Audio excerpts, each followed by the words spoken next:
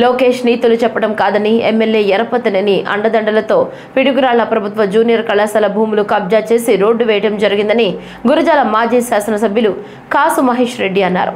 గత 40-50 ఏళ్ల క్రితం అప్పటి పార్లమెంటు సభ్యులు కాసు బ్రహ్మానందరెడ్డి తీసుకొచ్చిన జూనియర్ కళాశాలలో పిడుగురాళ్ల ప్రభుత్వ జూనియర్ కళాశాల ఒకటని, ఈ 40 సంవత్సరాల కాలంలో తెలుగుదేశం ప్రభుత్వం పల్నాడు ప్రాంతంలో ఒక్క కాలేజీ తీసుకొచ్చిన చరిత్ర ఉందా అని ప్రశ్నించారు. తెలుగుదేశం 1983లో వచ్చింది. ఇప్పుడు 2025.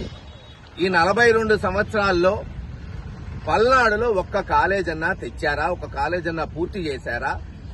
ఒక్క ప్రాథమిక స్కూల్ అన్నా, పెద్ద స్కూల్ అన్నా నిర్మించారా అంటే లేదు. ఉన్న కాలేజీలను కూడా ఆక్రమించుకుంటున్నారు. ఈరోజు అదే చూస్తున్నాం.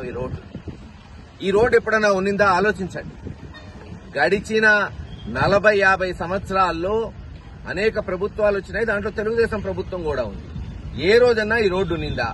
మరి ఈ రోజు ఎందుకు వచ్చింది? ఈ రోడ్డు ఎక్కడి నుంచి వచ్చింది అంటే కాలేజీ ఆక్రమించుకొని ఈ రోడ్డు వేసి వెనకాల రియల్ ఎస్టేట్ ప్లాట్లు చేసుకోవడానికి కాలేజీనే ఆక్రమిస్తున్నారు. జూనియర్ కాలేజీని, ప్రభుత్వ స్థలాన్ని.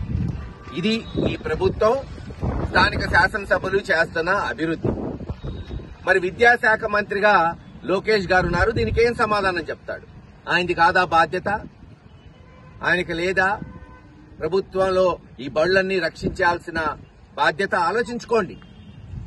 ఇక్కడ ఈ ప్రాంతంలో మెరుగుపడాలని మనం మెడికల్ కాలేజు, నర్సింగ్ కాలేజ్ తీసుకొచ్చాం. అంతేకాదు, ఈ ఆవరణలో డిగ్రీ కాలేజ్ కూడా స్థాపించడానికి జగన్మోహన్ రెడ్డి గారి దృష్టికి తీసుకెళ్లి ప్రపోజల్స్ అన్ని రెడీ చేశాం.